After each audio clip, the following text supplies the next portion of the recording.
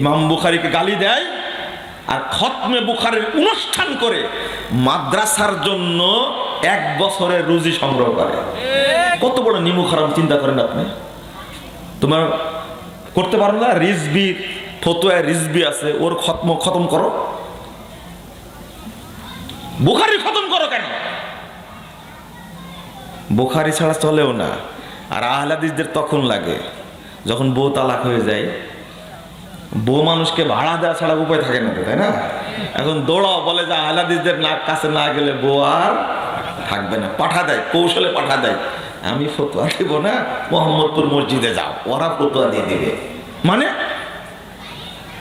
আমরা আপনার মুরিদ, আমার বউ টিকানোর জন্য আপনি ফতোয়া দিতে পারবেন না? টিকানোর ফতোয়া দিবে, কিন্তু শুনলে আপনি রাজি হবেন না। বলেন তো কি চলবে? বউ পাবেন আপনি, কিন্তু 1 রাতের জন্য, মাত্র 1 রাতের জন্য একজনের সাথে বিয়ে দিবেন। মানে বিয়ে দিয়ে 1 রাত শুধু রাখবেন। কি বলেন? আমার বউকে 1 রাতের জন্য অন্যের কাছে রাখবো? বুঝেন না আপনারা মনে হয়? এটা কি বিয়ে বলে? হিল্লা বিয়ে বলে, তাই না? তোমার বউ টিকাতে হলে আহলে হাদিসদের লাগে। আর ঈদে মিলাদুন নবী বলা যাবে না, বলা হারাম, এইটা বললে নাকি বউ তালাক হয়ে যায়। তালাক হোক, তোমাকে আমার কাছে আসা লাগবে, আমার কাছে আসা লাগবে। কারণ তুমি টিকাতে পারো না কেন? কত রিপোর্ট নেবেন? ফতোয়া দিয়েছি বউ নিয়ে সংসার করছে, তুমি পাঠাইছো কেন? কি ধর্ম তুমি পালন করো যে বইয়ের সমস্যা হলে বউ টিকাতে পারো না? আহলে হাদিসদের লাগে ওই জায়গাতে কেন? যারা আহলে হাদিসদেরকে, সালাফিদেরকে ইহুদির দালাল বলছে, কাফের বলছে, মুশরিক বলছে, ইবনে তাইমিয়াকে বলছে হিন্দুর মতো কাফের, হিন্দুর মতো মুশরিক, নাউজুবিল্লাহ। বলেন তো একে কি দেয়া সাইজ করার দরকার? বলেন তো দেখি। আল্লাহর উপরে গজব নাযিল করুন, বলেন আমিন। আল্লাহকে ধ্বংস করুন। কত বড় বাটপার হলে এই কথা বলতে পারে? আপনাদের কষ্ট না লাগলে আমার কষ্ট লাগে। আপনি কি চিনেন মোহাম্মদ বিন আব্দুল ওয়াহাবকে? চিনেন মোহাম্মদ বিন আব্দুল ওয়াহাব কি জিনিস? আল্লাহু আকবার। সৌদি আরবের যত মাজার পূজা, কবর পূজা, যত রকমের বেহায়াপনা ছিল, এই লোকটার সংস্কারের কারণে আল্লাহ এই সমস্ত খুরাফাত দূর করে দিয়েছে, সব দূর করে দিয়েছে, আলহামদুলিল্লাহ। এরপরে এই ঢেউটা পৌঁছে গেল উপমহাদেশে। সাইয়েদ আহমদ শহীদ, শাহ ইসমাইল শহীদ, আল্লামা ইলায়াত আলী, বিলায়াত আলী, সৈয়দ নিসার আলী তিতুমির, শুধু তারা ব্রিটিশদের বিরুদ্ধে যুদ্ধই করেননি, স্বাধীনতার জন্য শুধু যুদ্ধই করেননি, বরং এই উপমহাদেশকে শিরিক, বেদাত, মাজার পূজা, কবর পূজা, জাহেলিয়াত থেকে স্বাধীন করার জন্য তারা জীবন দিয়েছে। আর এরা করেছে কি? ইংরেজদের পক্ষ নিয়ে দালালি করেছে। আমি যদি ইতিহাস বলা শুরু করে কানা করে দেব, আমি ইতিহাস বলা শুরু করব, প্রতিজ্ঞা করেছি যে ইতিহাস বলা শুরু করব। বক্তব্য দিতাম 2003 সালে, 4 সালে, 5 সালে, বেশিরভাগ ইতিহাসের উপর বক্তব্য দেয়। আর এখন বলে ফজিলতের উপরে বক্তব্য দিই। মানে আমাদের রক্ত জমাট বেঁধে গেছে, বুঝতে পারছো? তরুণদেরকে বোঝানো উচিত ইতিহাস কাকে বলে। তুমি বলো বেদাতিরা নাকি বালাকট দিবস পালন করে। বালাকট দিবস পালন করার তোমাদের অধিকার নাই, কারণ বালাকট যুদ্ধের শরীক হয়েছে বাংলাদেশের কোনো বেদাতি কোনো রেকর্ড নাই। আব্দুল্লাহ আল কাফি আল কুরাশি রাহিমাহুল্লাহ লিখে রেখেছেন আহলে হাদিস পরিচিতি বইয়ের মধ্যে, কতজন মর্দে মুজাহিদের কথা লিখে রাখছেন। তার মধ্যে সেদিনে বলেছে এক ইতিহাস, মাওলানা আশিকুল্লাহ, গাজী আশিকুল্লাহ, ময়মনসিংহের ধানীখোলা, তিনি মাত্র 18-20 বছর বয়সে যুদ্ধে অংশগ্রহণ করেছেন, ব্রিটিশদের বিরুদ্ধে যুদ্ধে অংশগ্রহণ করেছিলেন। 1 দিন নয়, 2 দিন নয়, দীর্ঘ 32 বছর যুদ্ধে অংশগ্রহণ করেছেন, যুদ্ধ করেছেন দীর্ঘ 32 বছর। অতঃপর তিনি গাজী হিসাবে ফিরে এসেছেন ময়মনসিংহে। আল্লাহু আকবার, আশ্চর্য হবেন। আতাউল্লাহ গাজী সেই 1831 সালের 6 মে শুক্রবারে যে যুদ্ধ হয়েছিল বালাকোট প্রান্তরে, এই যুদ্ধে অংশগ্রহণ করে 21টি তীর লেগেছিল, তার গুলি লেগেছিল 21টি। তার শরীরে চিহ্ন ছিল, তিনি ফিরে এসেছিলেন গাইবান্ধার শাহঘাটায় মারা গেছেন, বাড়ি হলো ময়মনসিংহের ধানীখোলায়। ভাবতে পারবেন না, একটা ইতিহাস দেখাও। সৈয়দ নিসার আলী তিতুমির কে? আল্লামা শাহ ইসমাইল শহীদ কে? আমির ছিলেন সাইদ আহমদ শহীদ, সেনাপতি ছিলেন শাহ ইসমাইল শহীদ। শাহ ইসমাইল শহীদের বইগুলো পড়ে দেখো, মাজার পূজারা ব্যবসা করো আর দাবি করো যে আমরাই বালাকোট দিবস পালন করব। পেশোয়ারের ইতিহাস কাদের? পেশোয়ার প্রান্তরে যুদ্ধ করেছিলেন কারা? ইতিহাস আগে দেখো, পড়ে দেখো। সারগুজাস্তে মুজাহিদিন পড়ে দেখো। আমি যদি ওই দিকে যাই, যখন মানসিকতা বিগড়ে যায় তখন ইতিহাসের দিকে যাই। আজকে ইলিয়াসি তাবলীগকে প্রতিষ্ঠা করেছে ইংরেজরা, যার প্রমাণ দিচ্ছে এখন জুবায়ের গ্রুপ। দুইটা গ্রুপ হয়নি বাংলাদেশে? দুইটা গ্রুপ হয়েছে তো। কোন কোন গ্রুপ? সাদ গ্রুপ আর কি জুবায়ের গ্রুপ।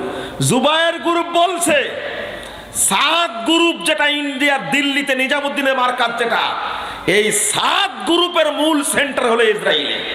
বেয়াকুব আজকে স্বীকার করছে কেন? আহলে হাদিসরা 100 বছর আগে থেকে জানে, 100 বছর আগে থেকে আহলে হাদিসরা বলে এই ইলিয়াসি তাবলীগকে প্রতিষ্ঠা করেছে ইংরেজরা। 1920 সালে প্রতিষ্ঠা করে গেছে তারা। ফাজাইলে নামাজ আছে, ফাজাইলে জিকির আছে, ফাজাইলে দরুদ আছে, ফাজাইলে হজ আছে, ফাজাইলে কি কুরআন আছে, ফাজাইলে সাহাবা আছে। কিন্তু ওই বইয়ের মধ্যে ফাজাইলে তাওহীদও নাই, ফাজাইলে জিহাদও নাই। মুসলিমদেরকে জিহাদি চেতনা থেকে ধ্বংস করার জন্য এই গ্রুপটা তৈরি করে গেছে। আজকে তাই হয়েছে, হচ্ছে না আজকে? আলহামদুলিল্লাহ, গত জুমার দিনে সৌদি সরকার নতুন ভাবে নিষেধাজ্ঞা আরোপ করেছে। বলেন আলহামদুলিল্লাহ। নতুন ভাবে নিষেধাজ্ঞা আরোপ করেছে। আর বেদাতীদের এখন গাজালা শুরু হয়ে গেছে। এক শুকরা বদের হাড্ডি বলছে সৌদি আরবের আলেমরা, নামটা উল্লেখ করেছে সরাসরি, আব্দুর রহমান সুদাইসি, এ হলো ইহুদি খ্রিস্টানদের দালাল। এরা তাদেরকে কাফের মুশরিক বলে ফতোয়া দিছে। শুকরা, তুমি পেশাব করার ফতোয়া জানো না? লিঙ্গের সাথে তুমি ঢেল নিয়ে ঘোরাফেরা করো, তুমি মুতার ফতোয়া জানো না তুমি? আর সৌদি আরবের আলেমদেরকে গালি দিচ্ছ, তোমার লজ্জা লাগে না? শরম লাগে না? টেরা মুফতির ফতোয়া শুনে সৌদি আরব গিয়ে তুমি ইস্তেঞ্জা করো।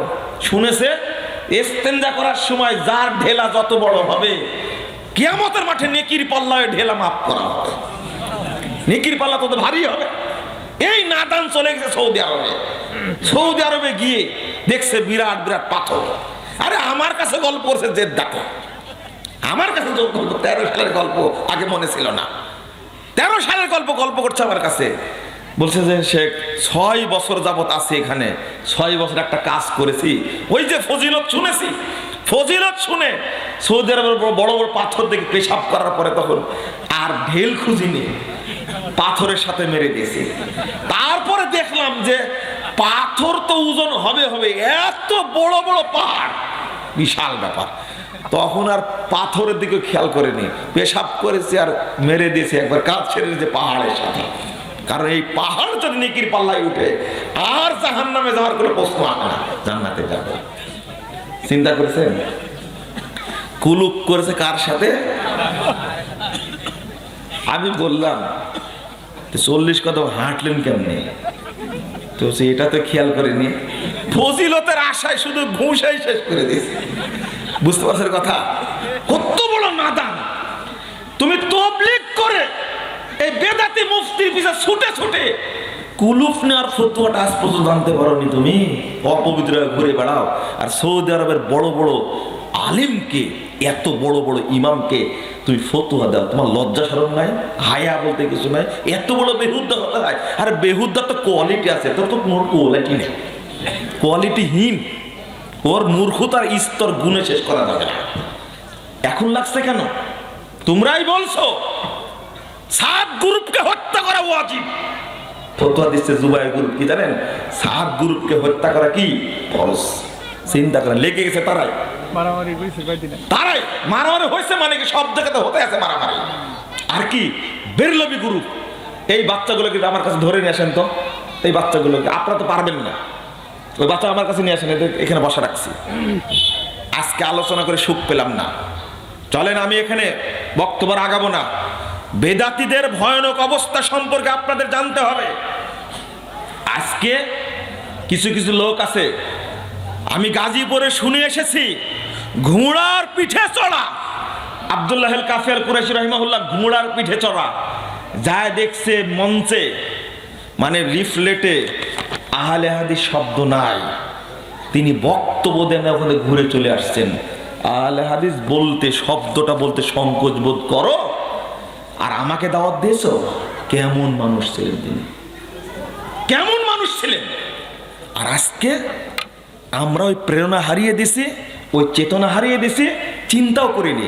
তবে নতুন প্রজন্ম যেটা আলহামদুলিল্লাহ, যুবকরা, আমি যেখানেই যাই আলহামদুলিল্লাহ, আজকে এখানে গণনা করেন আপনারা, এখানে গণনা করেন, বৃদ্ধদের চেয়ে যুবকরা বেশি আছে, এখানে বেশি আছে। শুধু এখানে না, ময়মনসিংহ যাব, জামালপুরে যাব, টাঙ্গাইলে সেটা ধুলোটিয়া প্রোগ্রাম হয়েছে একটা, আলহামদুলিল্লাহ যুবকদের বেশি পেয়েছি।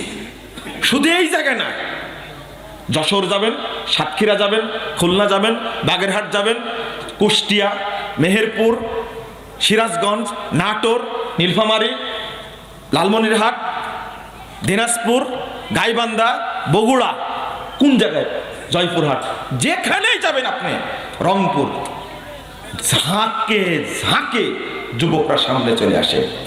তখনই ইমাম শাফি রাহিমাহুল্লাহর কথাটা মনে পড়ে। ইমাম শাফি রাহিমাহুল্লাহ বলছেন, ইদা রাআইতু রাজুলাম মিনা সাহাবিল হাদিস কাআন্নী রাআইতুন নবী সাল্লাল্লাহু আলাইহি ওয়াসাল্লাম হাইয়া। আমি যখন কোনো আহলে হাদিস তরুণকে দেখি, তখন স্বয়ং মুহাম্মদ সাল্লাল্লাহু আলাইহি ওয়াসাল্লামকে জীবিত অবস্থায় দেখতে পাই।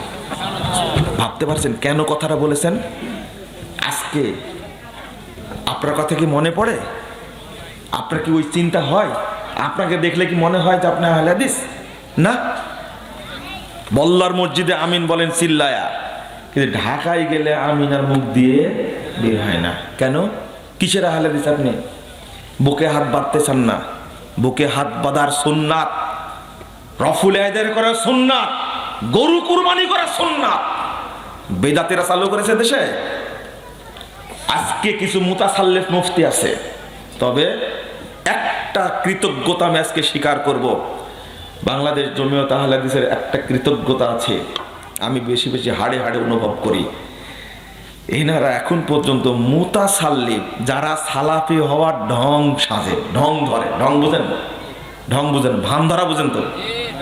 আপনারা কি বলেন? ভান ধরাকে কি বলেন আপনারা? দুটাই বুঝতে না? যারা ভান ধরা মুসল্লি আছে না, কিছু ভান ধরা মুসল্লি আছে, তো ভান ধরা কিন্তু বক্তাও আছে। ভান ধরা বক্তা বুঝেন তো?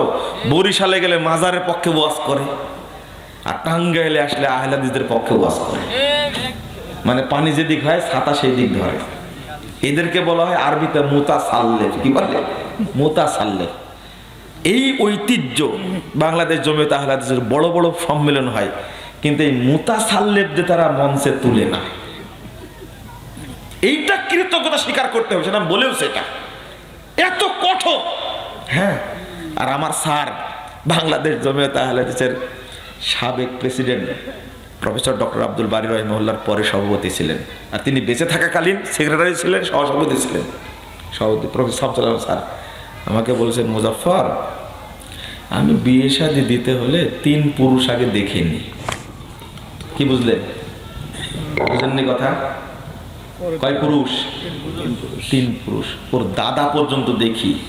কি আগে দেখি কাকে? ওর বাপকে, তারপরে দেখি ওর দাদাকে, তারপরে জিজ্ঞেস করি আপনার দাদা কি ছিলেন। যদি 3 জনই পড়ে যায় কি বলেন? আহলে হাদিস। তারপরে আমি আলোচনা শুরু করি। প্রথম প্রশ্ন এটাই। চিন্তা করেন তার মানসিকতা। আমি হাড়ে হাড়ে টের পেয়েছি প্রফেসর শামসুল আলম স্যারের। আমি ওই ইতিহাস একটু বলতে গেছিলাম ধানীখোলার ইজতেমায়, বেশি বলিনি। আপনাদের মানসিকতা, তারা বুড়া হয়ে গেছে, তাদের মধ্যে যদি আহলে হাদিস চেতনা তরুণের মতো টকবক টকবক করে, আর আমরা তরুণ মানুষ, আমাদের মধ্যে কি নাই? চেতনা থাকবে না কেন? ইমাম আবু দাউদ কি এমনি বলে গেছেন, লাউলা হাদিহিল ইসাব আল ইসলাম, যদি আহলে হাদিসরা পৃথিবীতে না থাকতো তাহলে দুনিয়া থেকে ইসলাম মিটে যেত। ইমাম আবু দাউদের নাম হলো ইমাম আহলিল হাদিস। রাসূল সাল্লাল্লাহু আলাইহি ওয়াসাল্লাম বলেছেন, আল্লাহ রাব্বুল আলামিন বলেছেন, 181 নম্বর আয়াত খুলুন, সূরা আরাফ 181 নম্বর আয়াত, ওয়া মিম্মান খালাকনা উম্মাহ ইয়াহদুনা বিল হক ওয়া বিহি ইয়াদিলুন। আমি আল্লাহ যত জাতি সৃষ্টি করেছি পৃথিবীতে, তার মধ্যে একটা কাফেলা আছে যারা ইয়াহদুনা বিল হক, যারা হক পথে পরিচালিত হয়, ওয়া বিহি ইয়াদিলুন, এবং হককে প্রতিষ্ঠা করার জন্য সংগ্রাম করে। রাসূল সাল্লাল্লাহু আলাইহি ওয়াসাল্লাম বলেছেন, 145 নম্বর হাদিসটা খুলুন, সহিহ মুসলিম। আল্লাহ রাসূল বলেছেন, বাদাল ইসলামু গরিবান ওয়া সায়াউদু কামা বাদা ফাতুবা লিল গুরাবা। ইসলামের সূচনা হয়েছিল অল্প কিছু সংখ্যক মানুষের মধ্য দিয়ে, ইসলাম আবার চলে যাবে অল্প কিছু সংখ্যক মানুষের মধ্যে। হাজার হাজার কোটি কোটি মানুষ ইসলাম মানবে না, প্রকৃত ইসলাম মানবে না। আল্লাহ রাসূল শেষে বললেন, ফাতুবা লিল গুরাবা, শঙ্কিত হয়েও না, দুঃখ পেও না, এই অল্প সংখ্যক মানুষের জন্য রয়েছে জান্নাতে প্রতিষ্ঠিত তুবা গাছের সুসংবাদ। বলেন আলহামদুলিল্লাহ। রাসূল সাল্লাল্লাহু আলাইহি ওয়াসাল্লাম বলেছেন, 1920 নম্বর হাদিস, সহিহ মুসলিম, লা তাযালু তাইফাতুম মিন উম্মতি যাহিরাল হক লা ইয়াদুররুহুম মান খাযালাহু হাত্তা ইয়াতি আমরুল্লাহি হুম কাযালিক। আমার উম্মতের মধ্যে সর্বদা একটি কাফেলা বিজয়ী থাকবে, বিদ্রোহীরা, বেদাতীরা এই কাফেলার কোনো ক্ষতি করতে পারবে না, তারা ওইভাবেই থাকবে, ইতিমধ্যে কিয়ামত চলে আসবে। বলুন আলহামদুলিল্লাহ। আল্লাহ রাসূল বলেছেন, এই দলটা কারা, এই কাফেলাটা কারা? মুসনাদ আহমদের হাদিসে এসেছে, ওয়াহুমুল্লাযীনা ইসলিহুন মা আফসাদান নাসু মিন বাদ মিন সুন্নতি। এরা তারাই, যখন আমার সুন্নাতকে মানুষ নষ্ট করে ফেলবে, আমার সুন্নাতকে উৎখাত করবে, বেদাত দ্বারা ভরে দিবে, তখন এই সমস্ত অল্প সংখ্যক মানুষ আমার সুন্নাতকে মানুষের সামনে উন্মুক্ত করবে। বেদাত কোনটা, সুন্নাত কোনটা প্রকাশ করে দিবে, শিরিক কোনটা, তাওহীদ কোনটা প্রকাশ করে দিবে, কোনটা জাল আর কোনটা সহি প্রকাশ করে দিবে। বাংলাদেশে দ্বিতীয় কোনো কাফেলা নাই। পানের দোকানদারও জানে, রিকশাওয়ালাও জানে, ভ্যান চালকও জানে, ফকিরও জানে, ফকিরনিও জানে, বাদাম বিক্রেতাও জানে। বাংলাদেশরা এক শ্রেণীর মানুষ কেবল বলতে পারে, যারা আহলে হাদিস, তারাই কেবল বলে এইটা শিরক, এটা হারাম, এটা করা যাবে না, এইটা করতে হবে না, তাওহীদ। অন্য কেউ করে? বাংলাদেশের কোন দলের ক্ষমতা আছে, সাহস আছে? মুক্তাঙ্গনে নাকি সমাবেশ করে, ঢাকায় নাকি বিশাল বিশাল সমাবেশ করে, সমাবেশ করো, কিন্তু সাহস আছে? বলো তো দেখি, এটা জাল হাদিস চলবে না, এটা সহিহ হাদিস চলবে। তোমার ক্ষমতায় নাই, তোমাকে ন্যাংটা করে দিবে বেদাতীরা। কেবলমাত্র আহলে হাদিসরাই বলতে পারে। আমরা বলি অনেক বিষয় বক্তব্য দেয়, বলুক তো দেখি। আমরা বলি স্পষ্ট ভাষায়, কুলুবুল মুমিন আরশুল্লাহ, মুমিনদের হৃদয় হলো আল্লাহর আরশ। আল্লাহ কোথায় থাকে? আরশে। এই টেরা ফকির গুলো করেছে, জাল হাদিস তৈরি করেছে, মুমিনদের অন্তরে কি? আল্লাহর আরশ। মানে যত কাল্লা তত আল্লাহ। আমরা বলি এই হাদিসটি জাল, মিথ্যা, বানোয়াট হাদিস। বলো তো দেখি, তোমার মুরিদ তোমাকে ন্যাংটা করে দিবে, বলতেই পারো না হাদিস জাল। বলো তো দেখি, 20 টাকার তারাবির হাদিস জাল, তোমাকে ন্যাংটা করে দেবে। আহলে হাদিসরাই বলতে পারে কি হাদিস জাল। ওরা জাল বলবে কি করে? জাল দিয়ে ব্যবসা করে। ওদের ব্যবসা চলে কি দিয়ে? জাল দিয়ে ব্যবসা করে। এই জন্য জাল কথা বলতে পারে না। বলতে পারে, ওর সাহস আছে। মিলাদ বেদাত বলতে পারবে? টঙ্গীর মাঠের আখেরি বেদাত, মানে আখেরি মুনাজাত কি বেদাত, এটা আখেরি বেদাত। মানে এত বড় বেদাত তৈরি হবে না। বলো তো দেখি পারো কিনা, তোমার সাহস আছে কিনা? জীবনে পারবে না বেদাত বলতে, পারবে? এই সবে বরাতের হালুয়া রুটি খাওয়া বেদাত বলতে পারবে? ওর সাহস আছে? এই যে বউকে তালাক দিলে যে হিল্লা করতে হয়, বলতে পারবে যেটা বেদাত, চলবে না, হারাম, বলতে পারবে? বলতে পারবে? ওর ইমামতি থাকবে না, ও চুল থাকবে না, ও পাগড়ি থাকবে না, আলখেলা থাকবে না, মানুষ ন্যাংটা করে দেবে ওকে। আহলে হাদিসরা স্পষ্ট ভাষায় বলতে পারে এইটা সুন্নাত আর এটা কি বিদআত, এটা শিরক আর এটা কি তাওহীদ। বলতে পারে এটা সহিহ হাদিস, এটা জাল হাদিস। বাংলাদেশের আর দ্বিতীয় কোনো দল নাই, দ্বিতীয় কোনো কাফেলা নাই, দ্বিতীয় কোনো আলেম নাই স্পষ্ট ভাষায় বলতে পারবে যে এটা জাল, এটা মিথ্যা, এটা বানোয়াট। বরং বলে কি জানেন, এতই চালাকের চালাক, শিয়ালের চেয়েও বেশি চালাক। বেদাত না বলে বলেন আর এটা না করা ভালো। চিন্তা করেন পার্থক্য কত, কত পার্থক্য। তাদের আল্লাহ কুকুরের মধ্যে আছে, শিয়ালের মধ্যে আছে, বানরের মধ্যে আছে, শুয়োরের মধ্যে আছে, বাথরুমে আছে, পুকুরেও আছে, এখানেও আছে। আমার আল্লাহ কোথায়? আর পার্থক্য আছে না? তারা যে নবীর অনুসরণ করে, এই নবী হলো নূরের তৈরি। এই নবী কবরে জীবিত থেকে এখনো ভক্তদের উপকার করে। আমার নবী কি কিসের তৈরি? মাটির তৈরি। আমার নবী, আমার নবী মারা গেছেন। ওরা বলতে পারবে কি নবীতে পার্থক্য, আল্লাহতে পার্থক্য? আপনি খুব স্বাভাবিকভাবে মেনে নিলেন। আপনি কিভাবে মেনে নিলেন? আপনি বেদাতীদের সাথে আপোষ করবেন কোন ভাষায়? বেদাতীদেরকে আল্লাহ রাসূল সুপারিশ করবেন না, তারপরে তাদের সাথে আপোষ করবেন কোন ভাষায়? কিভাবে সুপারিশ করবেন? আপনিও তাদের অন্তর্ভুক্ত হয়ে যাবেন, কোনো সুযোগ নাই। তাহলে আল্লাহতে পার্থক্য, নবীতে পার্থক্য, শরীয়তে পার্থক্য। আপনি দলিল খোঁজার জন্য কোরআন খুঁজেন, কি খুঁজেন? কোরআন খুঁজেন। কোরআন না পেলে কিছু খুঁজেন, হাদিস খুঁজেন।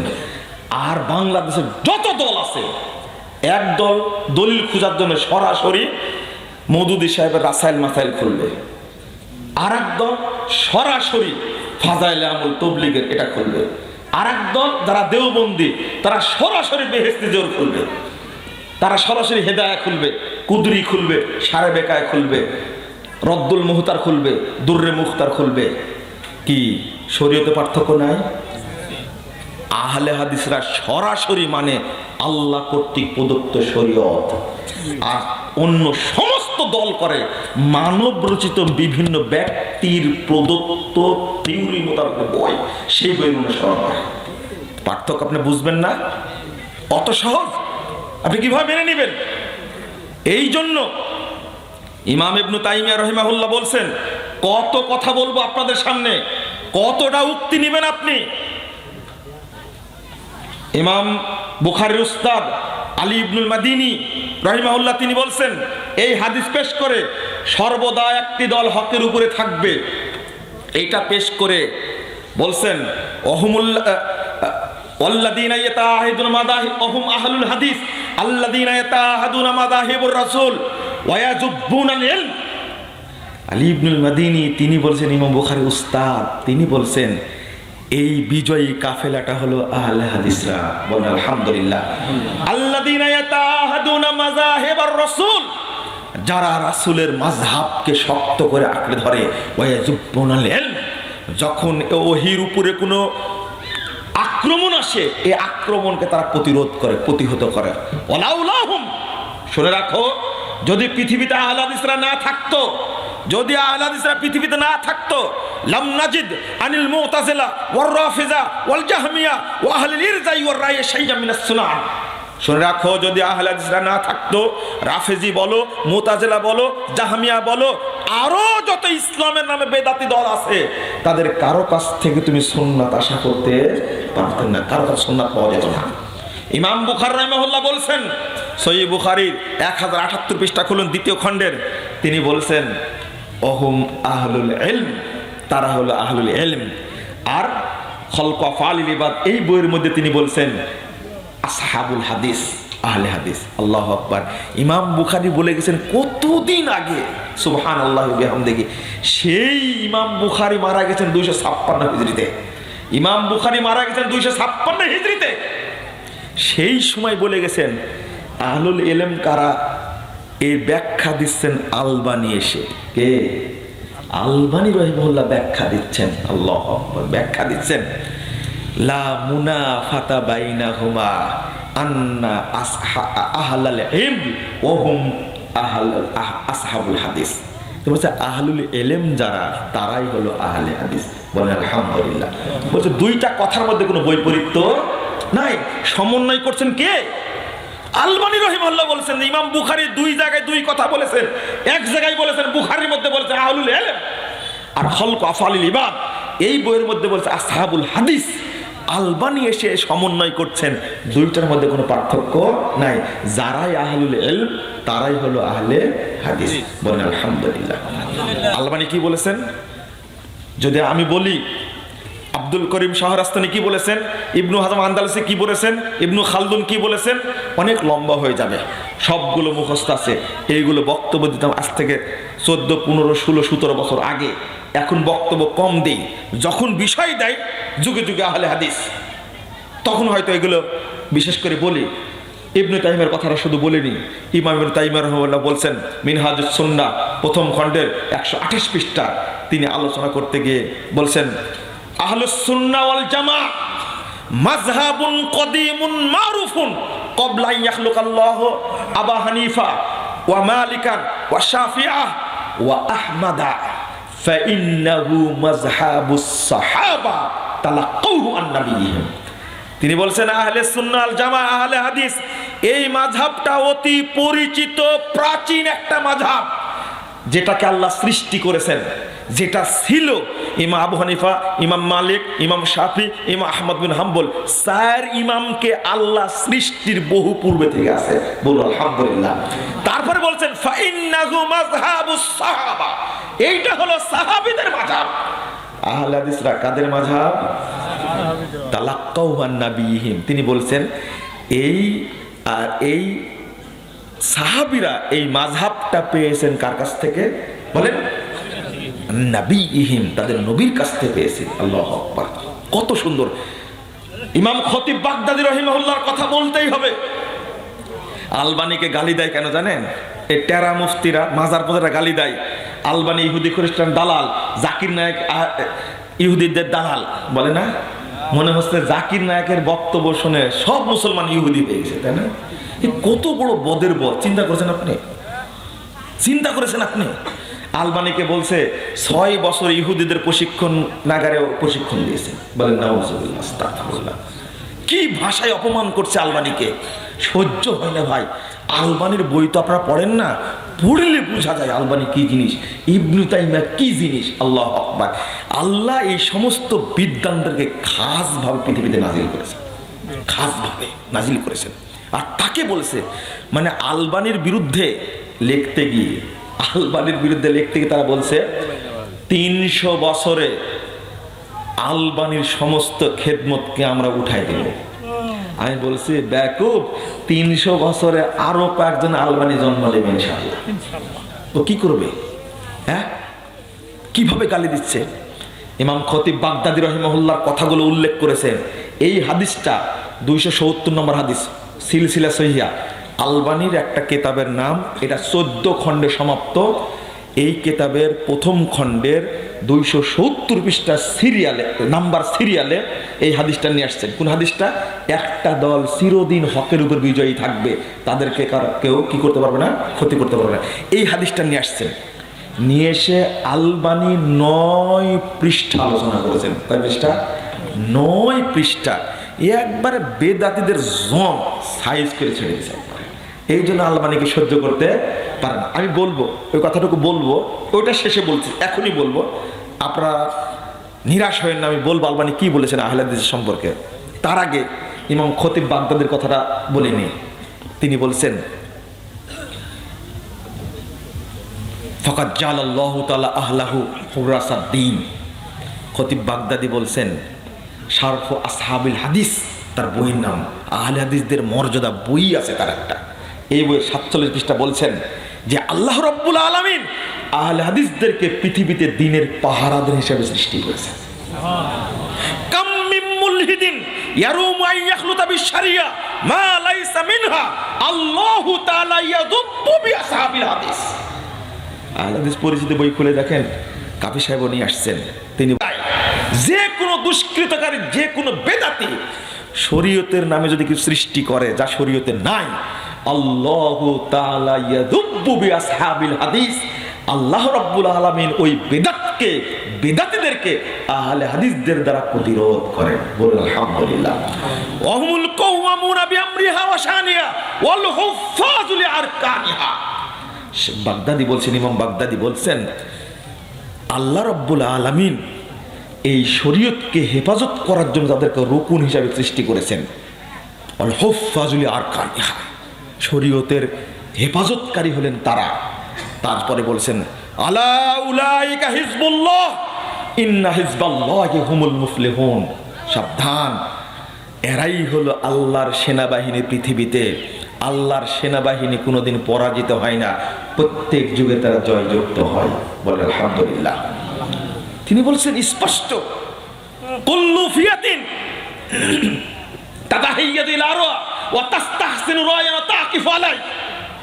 ইমাম খতিব বাগদাদি বলছেন পৃথিবীতে যত দল আছে সমস্ত দল বেদাতের উপরে প্রতিষ্ঠিত, বেদাতে আমল করে, বেদাতকেই ভালোবাসে। সেওয়াই আসহাবিল হাদিস, কিন্তু আহলে হাদিসরা নয়। কেন? ফাইনাল কিতাবা উদ্দাতুহুম ওয়াস সুন্নাতা হুজ্জাতুহুম ওয়ার রাসূলা ফিয়াতুহুম। সুবহানাল্লাহ, তিনটা ভাষা ব্যবহার করছেন। ফাইনাল কিতাবা উদ্দাতুহুম, কারণ আল কোরআন তাদের মূল হাতিয়ার। ওয়াস সুন্নাতা হুজ্জাতুহুম, সুন্নাত হলো তাদের মূল দলিল। ওয়ার রাসূলা ফিয়াতুহুম, আর রাসূল মুহাম্মদ হলেন তাদের দলনেতা। বলুন আলহামদুলিল্লাহ। আমাদের দলনেতাকে, আমাদের কোন নির্দিষ্ট ইমাম আছে? কোন কারো নামে মাযহাব আছে? কোন তরিকা আছে? এই জন্যই ইমাম ইবনে কাসির বলছেন 171 নম্বর আয়াত সূরা বনী ইসরাঈল, ইয়াউমা নাদু কুল্লু উনাসিন বিইমামিহিম। আল্লাহ বলছেন কাল কিয়ামতের মাঠে আমি প্রত্যেক ইমাম ব্যক্তিকে ইমাম সহ ডাকবো। প্রত্যেক ব্যক্তির ইমাম থাকবে। কে কোন পীরের ইবাদত করেছে ওই ইমাম না?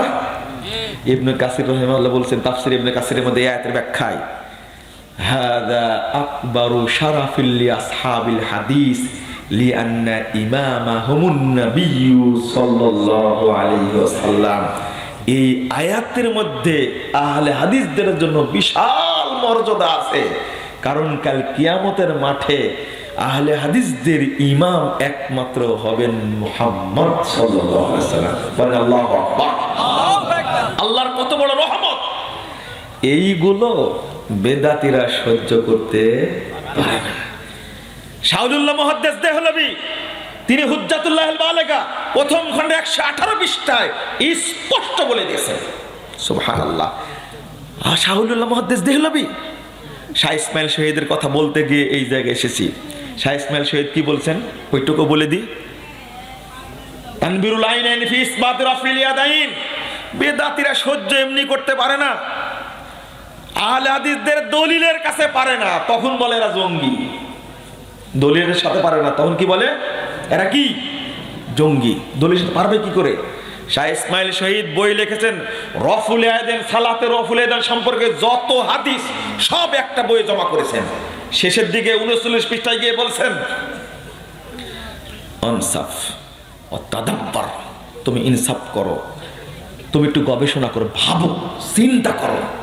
ওয়ালা তাকুম মিনাল মুমতারিন, তুমি সন্দেহ সৃষ্টিকারীদের অন্তর্ভুক্ত হয় না। ওয়া আউযু বিল্লাহি আন আকুনা মিনাল মুতাআফসিবিন। শাহ ইসমাইল শহীদ বলছেন ব্রিটিশ বিরোধী আন্দোলনের সিফা সালার সেনাপতি, তিনি বলছেন ওয়া আউযু বিল্লাহি আন আকুনা মিনাল মুতাআফসিবিন, আমি আল্লাহর কাছে পরিত্রাণ চাচ্ছি আমি যেন কোনো দল বা মাযহাবের অন্তর্ভুক্ত না হই। তা শাহ ইসমাইল শহীদ কোনো মাযহাবের ছিলেন? পড়ো তুমি তাকবিয়াতুল ঈমান, তোমার ওযু ছুটে যাবে। তাকবিয়াতুল ঈমান এটা বের হয়েছে রিসালাত তাওহীদ নামে। শাহ ইসমাইল শহীদ তাকবিয়াতুল ঈমান পড়লে এই বাংলাদেশে মাজার পূজা, খানকা পূজা, কবর পূজা, পীর পূজা, ফকির পূজা, বুজুর্গ পূজা, দরবেশ পূজা কোনোটাই থাকবে না, সবগুলো পুড়িয়ে দিতে হবে। তুমি শাহ ইসমাইল শহীদের ভক্তি করো, কিন্তু তার বইপত্র তোমরা পড়ো না। আসলে এই সমস্ত বক্তব্য দেওয়া হয় না। শেষে যেটা বলতে চেয়েছিলাম, এবার আলবানী নিজে এসে বলছেন 9 পৃষ্ঠা আলোচনা করার পরে তিনি এবার বলছেন অহুম আসহাবুল হাদিস অহুম আহলুল হাদিস হাশারানাল্লাহু মাহুম। এত মর্যাদা দেখে তিনি বলছেন এই বিজয়ী কাফেলাটাই হলো আহলে হাদিসরা। আল্লাহ যেন আমাদেরকে তাদের সাথে কিয়ামতের মাঠে একত্রিত করে। আলবানী দোয়া করছেন হাশারানাল্লাহু মাহুম।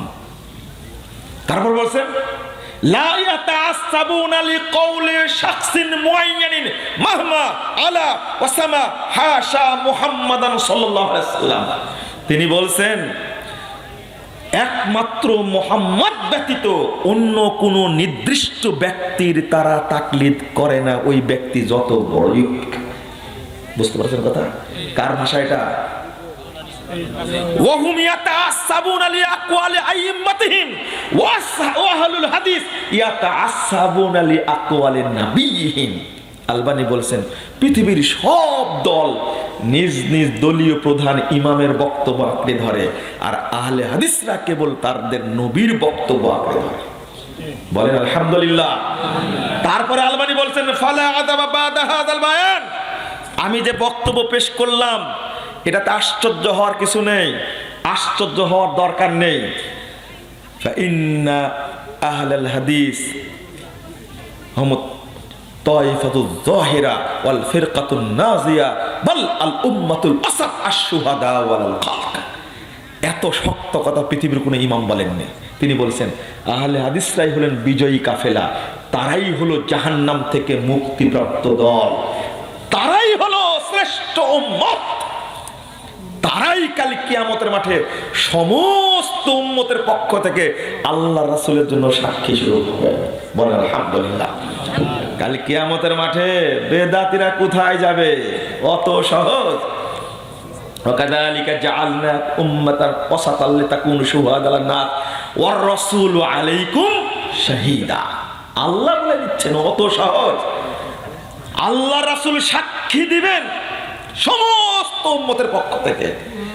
মানে মানে আল্লাহ রাসূলের উম্মত যারা যারা খাঁটি উম্মত, তাই আলবানী বলছেন এই আহলে হাদিসরাই রাসূলের পক্ষে সাক্ষী দিবে অন্য সমস্ত উম্মতের। মানে নূহ আলাইহিস সালামের লোকজন অস্বীকার করবে না, নূহ তো দূরের কথা, কেউ আসেনি। নূহ আলাইহিস সালাম কয় বছর দাওয়াতের কাজ করেছিলেন? 900 বছর। কত বেয়াদবের বেয়াদব কিয়ামতের মাঠে মিথ্যা কথা বলবে। বুখারীর হাদিস, লম্বা হাদিস। নূহকে জিজ্ঞাসা করো, নূহ তুমি তাদেরকে দাওয়াত দাওনি কেন? নূহ বলছেন যে দাওয়াত তো দিছি। তো সেরা কি বলে? মা জানা নাজির। নূহ তো দূরের কথা, কেউ আসে না, ঝাড়ি অস্বীকার করে। কত খারাপের খারাপ নূহের উম্মত। খেয়াল করছেন কিয়ামতের মাঠে আল্লাহ সামনে মিথ্যা কথা বলছে। তখন নূহ আলাইহিস সালাম বেকায়দায় পড়ে গিয়ে বলবে ইয়াশহাদু আন্নী মুহাম্মাদুন ওয়া উম্মাতু। ঠিক আছে, ওরা মিথ্যা বলেছে, বলুক, আমার পক্ষে সাক্ষী দিবেন এখন সরাসরি মুহাম্মদ এবং তার উম্মত। তারা বলবেন হ্যাঁ তোমার কোরআনে পড়েছি আল্লাহ নূহ আলাইহিস সালাম 950 বছর দাওয়াতি কাজ করেছে, দিন কবুল করে নিয়ে এসেছিলেন। বলেন আল্লাহর রাসূলের পক্ষে সাক্ষী দিলেন তার উম্মত, আর উম্মতের পক্ষে সাক্ষী দিবেন কে? বলেন রাসূল সাল্লাল্লাহু আলাইহি ওয়াসাল্লাম। কত বড় ভাগ্যবান আমরা। আলহামদুলিল্লাহ, আলহামদুলিল্লাহ।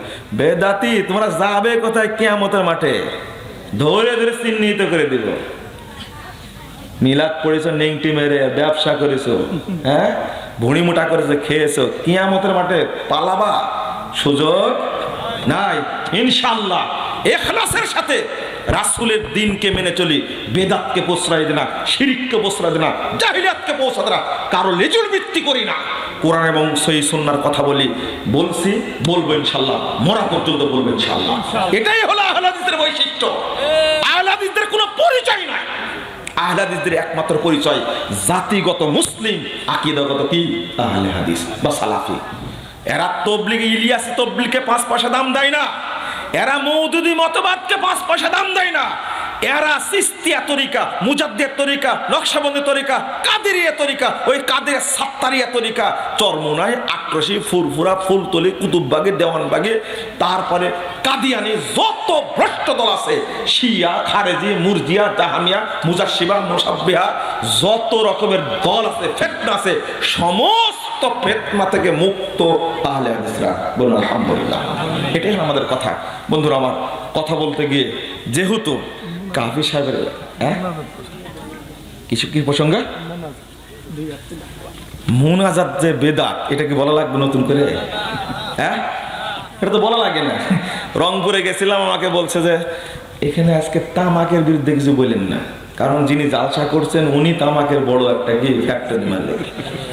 ঠিক আছে, আমি গিয়েই প্রথমে বলছি যে একটা বিষয় আগেই বলিনি, পরে বলতে হয়তো ভুলে যাব। তামাক যে হারাম, এই ব্যবসা যে হারাম, এটা আজকে বললাম না, অন্যদিন এসে বলবো ইনশাল্লাহ। ওই লোক বসে আছে, বক্তব্য শেষ করেছে। ওই লোকের বাড়ি গিয়ে বলছে যে তোমাকে অনেক ধন্যবাদ। কেন ধন্যবাদ দিচ্ছেন কেন? তো বলছে আমাকে বসায় রেখে ইতিপূর্বে কোন হুজুর এইভাবে বলতে পারেনি, তামাক হারাম, ব্যবসা করা হারাম, এটাকে বলতে পারেনি। বুঝতে পারলেন কথা? তো চিন্তা করেন, একটু ভাবেন। মানে আরেক জায়গাতে আপনারা বললে চিনবেন, নাম বলছি না, গেছি, রোমের ছবি ঢোকানো আছে। আমি বলছি দয়া করে ছবিগুলো নামায় ফেলেন। তখন ওই ব্যবসার চেয়ারম্যান গিয়ে আমার রুমে বসে বলছে যে ছবিগুলো কে টানালো এখান থেকে। আমি বলেছিলাম তো সরায় রাখছে ছবিগুলো, ঘরে তার নিষেধ করেছি। তখন বলছেন যে আপনার বয়স তো খুব কম, কিন্তু এই ঘরে যে কত আলেমুল আমার খাইছে, ছবি তো টানানোই ছিল। এক একটা ছবির বয়স তো 15-20 বছর হবে এখানে, আপনি সরাই ফেললেন। একটু আলেমুল আমারা, ইমামরা, আমরা তো ছোটখাটো মানুষ, এলেমনে কালাম নাই, খালি চিৎকার করি। কিন্তু যারা আলেম তারা যদি একটু সাহস করে ভূমিকা রাখে, তাহলে শিরিক বেদাত থাকতে পারে না, সাহস নিলেই হয়। কিন্তু ওই লোকটা আমাকে সম্মান দিয়েছেন, কিন্তু আমার উপরে ক্ষেপে বরং উল্টা হয়ে গেছে। কি হয়ে গেছে? তখন জানতে চাচ্ছে আসলে এটা কি খুব গর্হিত অন্যায়, খুব বড় পাপ এটা? তখন আমি বললাম যে বড় পাপ কিনা এবার শোনেন, এটা টানা রাখছেন কি জন্য? তো সেটা ভালো লাগে, আমার বাপের ছবি, ব্যবসার প্রতিষ্ঠাতা, তারপরে আমরা যে ব্যবসা করছি তাদের, এটা ভালো, ছবিটা দেখলে আত্মাটা ভরে যায়। কার পূজা হলো তাহলে এবার এই ছবিগুলোকে আল্লাহ জাহান্নামে দিবে, দেওয়ার পরে বলবে যারা পূজা করেছিল তোমরাও যাও। তারপরে কোনটা ভালো বলেন দেখি, বলেন কি? হ্যাঁ, সহিহ মুসলিমের হাদিস 472 নম্বর হাদিসটা খুলে দেখেন আপনি, 100 পৃষ্ঠার হাদিস। আল্লাহ বলবেন যাও, তোমার হুজুর গেছে তোমরাও যাও। তা আপনি কি চাইবেন এই ছবির কারণে, এই মূর্তির কারণে আমি জাহান্নামে যাবো? না না না, দরকার নেই। তাহলে কি বুঝলেন? তাহলে তাদেরকে জানাতে হবে। তো এই মুনাজাত নিয়ে বিতর্ক কতদিন চলবে? বাতানে শোয়াবো কাবাইল কো তোড়ো, রসুমে খুনকে সালাসিল কো তোড়ো, এহি দিনে মুহকাম এহি ফাতেহ বাব, কে দুনিয়া মে তাওহীদ হবে হিজাব। দেশ কি স্বাধীন এমনি হয়েছে? কই বলছেন বাতানে শোয়াবো কাবাইল কো তোড়ো, যত বিভক্তি আছে ভেঙ্গে চুরমার করে দাও। আমার অল্প বয়স বললে আপনারা বলবেন তোমার বয়স আর কতদিন হয়েছে, তুমি ঐক্যের কথা বলো। ছোট ছোট করে বলি, কবুল তো হতেও পারে, একসময় হতে পারে না। বহু আগে থেকে বলছি, কাউকে কোনো দোষারোপ করিনি। আহলে হাদিস ভাই, আহলে হাদিস আলেম, তাকে দোষারোপ করবো কেন? ভুল ত্রুটি থাকতে পারে, অস্বাভাবিক না, আমার মধ্যেও আছে, কিন্তু ঐক্য ভঙ্গ করবো কেন? আমাকে ট্রিট করে বলল যে আহলে হাদিস তাবলীগে ইসলাম এর সভাপতি হয়ে গেছে। এক মঞ্চে 3-4টা সংগঠনের আমির বক্তব্য দেয়, কোনদিন দেখেছেন? আছে এরকম রেকর্ড? একটা জিনিস মনে রাখতে হবে, ঐক্যের বরকত আলাদা, ঐক্যের বরকত আলাদা। কাজ করতে পারেননি, একাকী থাকেন, খুতবা দেন, নিজেই দাওয়াতি কাজ করেন, যদি আপনার দাওয়াত কবুল হয় আল্লাহ সেটাকে জয়যুক্ত করবেন ইনশাআল্লাহ, যদি আপনার সাহস থাকে। কিন্তু আপনি আরেকটা দল তৈরি করবেন, আরেকটা কলোনি তৈরি করবেন, ঐক্য ভঙ্গ করবেন, এটা করতে গেলেন কেন? এই বক্তব্য বহু আগে থেকে দিচ্ছি, এখনো দেব, ভবিষ্যতে দেব ইনশাআল্লাহ। বাতানে শোয়াবো কাবাইল কত উড়ো, যত রকমের দলীয় বিভক্তি আছে ভেঙ্গে চুরমার করে দাও। রসুমে খুনকে সালাসিলকে তোড়ো, যত রসম রেওয়াজ আছে এগুলো তো ভেঙ্গে চৌচির করে দাও। এহি দিনে মুহকাম এহি ফাতেহ বাবকে দুনিয়া মে তাওহীদ হবে যাও। এটাই হলো দিনের নির্দেশ, এখানে রয়েছে বিজয়ের দরজা। তখনই দেখবে তাওহীদের পতাকা আসমানের নিচে পসপস করে উঠতে শুরু করেছে। আজকে যদি আমরা ঐক্যবদ্ধ হই, ব্রিটিশ বিরোধী আন্দোলন সফল এমনি হয়নি, যারাই ছিলেন তারাই ঐক্যবদ্ধ ছিলেন। আমরা আজকে কোরআন এবং সুন্নাহর ঝান্ডাবাহী। কাবি সাহেব লিখে গেছেন কি চমৎকার, আহলে হাদিস আন্দোলন ওয়াহার বৈশিষ্ট্য 16 পৃষ্ঠার একটা বই, 16 পৃষ্ঠার একটা বই, যেটা আহলে হাদিস পরিচিতির সাথে অ্যাড করা হয়েছে, আপনারা পড়ে নেবেন। আমার কাছে সেই 48 সালের গঠনতন্ত্রটাও আছে আমার কাছে, ধারাপাতের মতো। কি লেখছে একটু পড়ে দেখেন, পড়লে তো হৃদয়টা গলে যাবে, কিন্তু বইও তো নয়, পড়েনও না, তাই না? এটা হলো উদ্দেশ্য। আর এই সামান্য রসম রেওয়াজ নিয়ে, মোনাজাত নিয়ে যদি এখনো বিতর্ক থাকে, আমরা সামনে আগাবো কি করে বলেন দেখি? আল্লাহ আমাদেরকে সঠিকটা বোঝার তৌফিক দান করুন, আমিন ইয়া রাব্বুল আলামিন। আমার সাথে দোয়া পড়েন আপনারা। এরপরও প্রশ্ন দেন, আপনার ধৈর্য তো আছে দেখছি। আচ্ছা, নামাজের ওয়াক্ত আসার পরে, পবিত্র হওয়ার পরে আদায় করতে হবে কি? ওয়াক্ত হওয়ার পরে আসছে, তাই না? ওয়াক্ত হওয়ার পরে আসছে, এইটাই তো বুঝেন না কেন আপনারা? উত্তরটা হলো, আমার আগের উত্তরটা হলো, ওয়াক্ত হয়ে গেছে তখন সালাত কি হয়ে গেছে? ফরজ হয়ে গেছে। যত দেরি করলেন অপরাধ কার?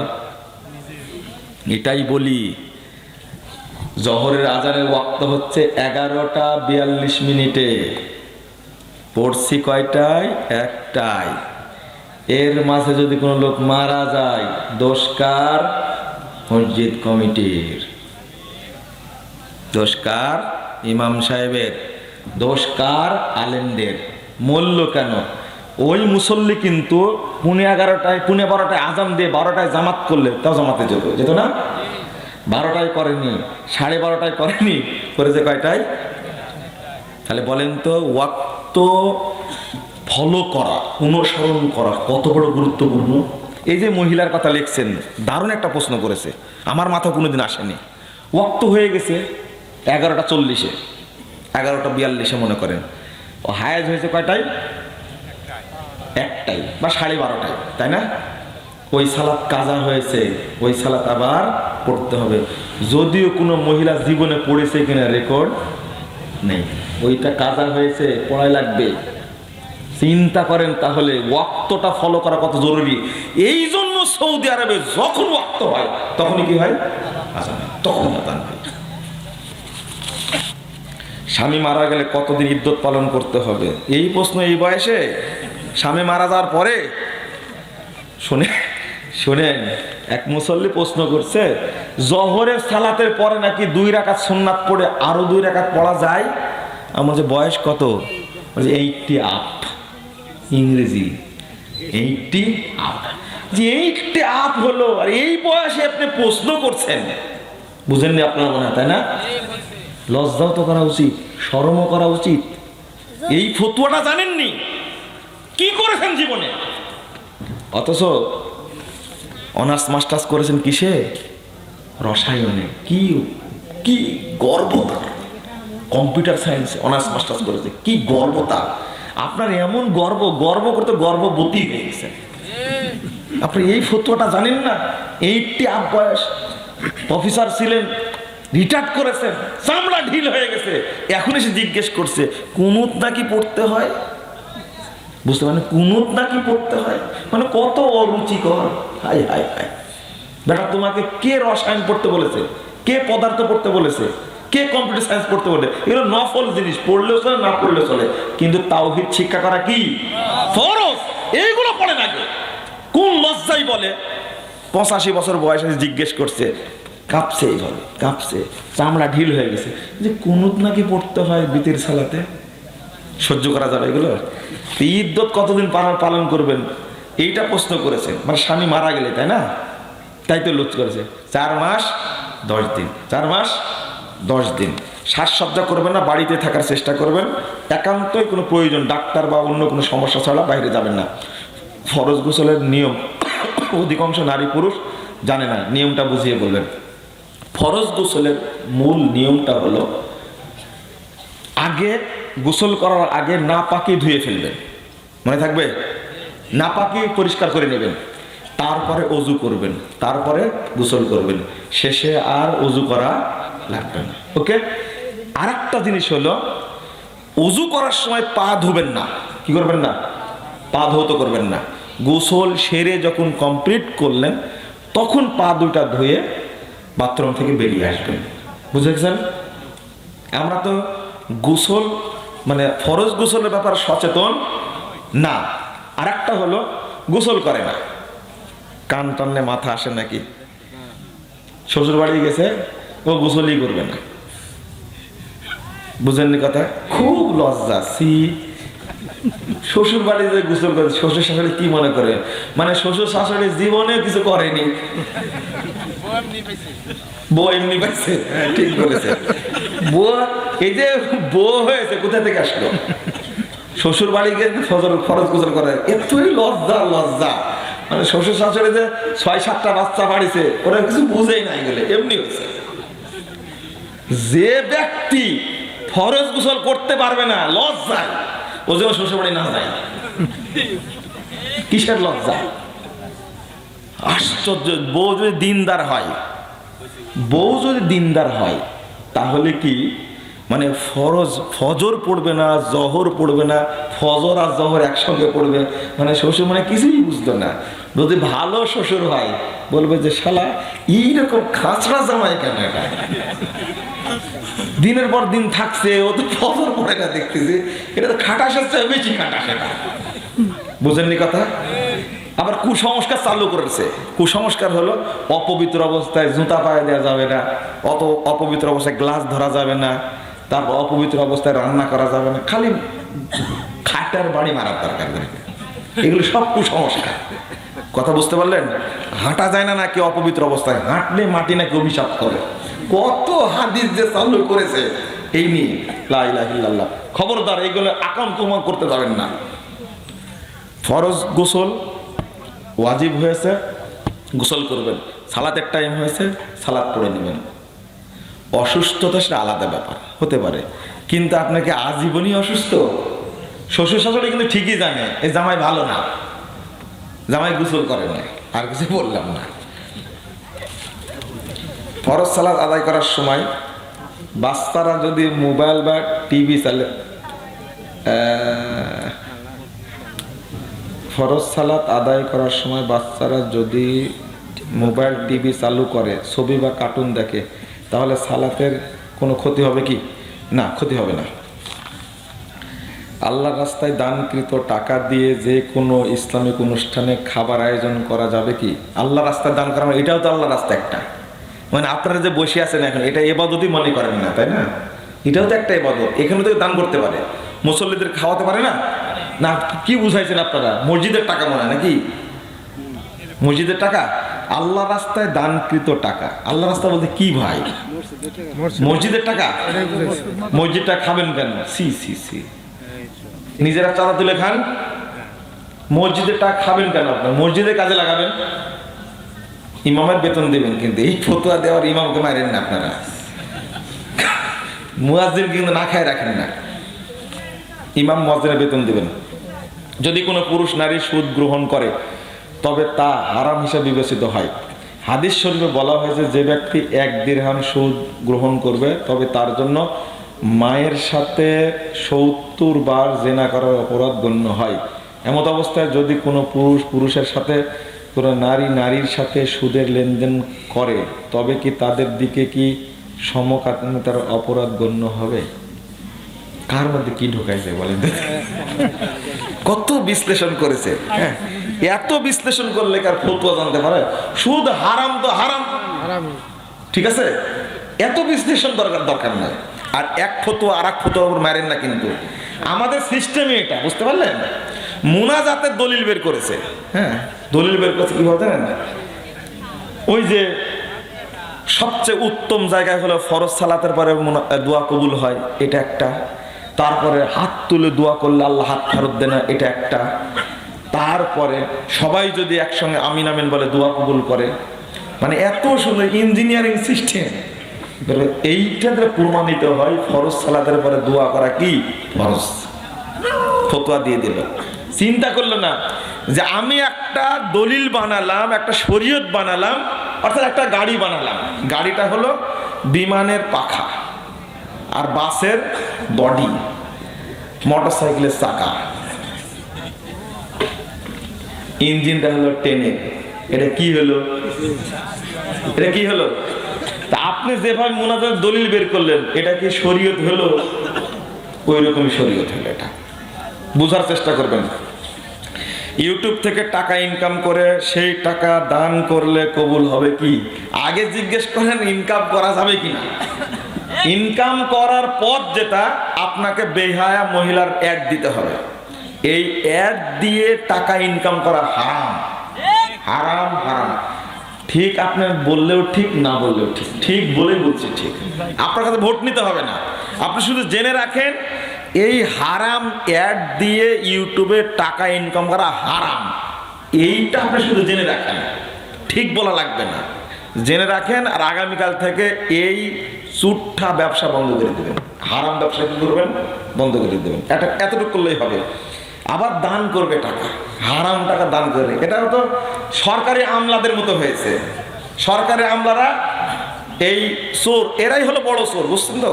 সিসকা চোর, পকেট ম্যাচ চোর না, কিন্তু মূল চোর হলো যারা কলমের খোসা মেরে কোটি কোটি টাকা চুরি করে, এরা হলো মূল চোর।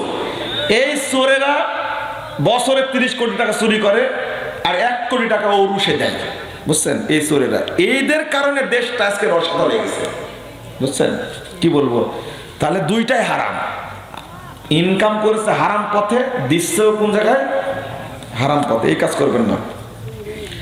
জানাজার সালাত আদায় করতে দোয়াতে যদি ভুল ত্রুটি হয়, তাহলে কি সালাত আবার পড়া যায়? দারুণ প্রশ্ন করেছে। না, দোয়াই বা তাকবীরে ভুল হলে আবার সৌসেদা লাগে না, আবার লুকমা দেওয়া লাগে না। কথা বুঝতে পারলেন? অর্থাৎ মনে করেন আপনার 4 তাকবীরে 3 তাকবীর পেয়েছেন, ইমামের সাথে সালাম ফিরিয়ে দেবেন। 4 তাকবীরে 1 তাকবীর পেয়েছে, ইমামের সাথে সালাম ফিরিয়ে দেবেন। কথা কি বুঝাতে পারলাম? ওকে, বারাকাল্লাহ ফিকুম। কি না, আপনি ভালো মানুষ না।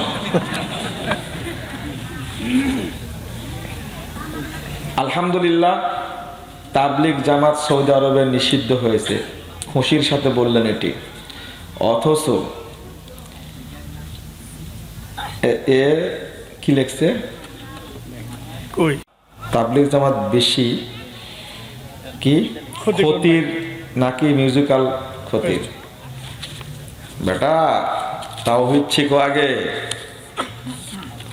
এবার বলেন তো দেখি, ওযু নষ্ট হওয়া বেশি জরুরি না ঈমান নষ্ট হওয়া বেশি জরুরি? হ্যাঁ, এটা হলো? হ্যাঁ, ওযু নষ্ট হওয়া বেশি জরুরি না ঈমান নষ্ট হওয়া বেশি জরুরি? ওযু। হ্যাঁ, এই দেখেন উত্তর পাওয়া গেছে, ওযু নষ্ট হওয়া বেশি জরুরি।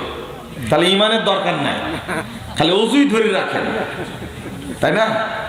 তাহলে ওযুবিহীন কেউ যদি মারা যায়, তাহলে জান্নাতে যাবে কিনা কোন আগে? উত্তর দেন। আমার ঈমানের কথা বলেন, আপনি বুঝায় বলেন। যেহেতু ওযু জরুরি, তাহলে ওযুবিহীন কেউ যদি মরে যায়, ও জান্নাতে যাবে কিনা সেটা কথা যাবে? হ্যাঁ, বুঝেন, বুঝে কথা বলেন। আবার ঈমান থাকলে বলে ঈমান থাকলে নাই, আউট হয়ে গেছে। ওযু যেহেতু জরুরি, এবার বলেন ওযুবিহীন কেউ যদি মারা যায়, ও জান্নাতে যাবে কিনা? আবার বলে ঈমানের কথা, ঈমান তো আউট করে দিলেন আপনারা। হ্যাঁ, ঈমান দরকার নাই, ওযুরই দরকার নাই। আগে ফতোয়া শিখেন, আগে ফতোয়া শিখেন। এবার শুনেন, থামেন। একটা কাজ করলে কাবিরা গুনাহ হয়, কি হয়? কাবিরা গুনাহ হয়। আর আরেকটা কাজ করলে ঈমানও নষ্ট হয়, আমলও নষ্ট হয়, ইসলামও নষ্ট হয়। কোনটা করা ভালো? কাবিরা গুনাহ হয়, এটা করা ভালো। দুইটাই ভালো না, তাই না? এরপরে শোনেন, আল্লাহই বলে দিয়েছেন, ফাজলামি করা জায়গা পায় না, ফতোয়াকে জানতে হয়।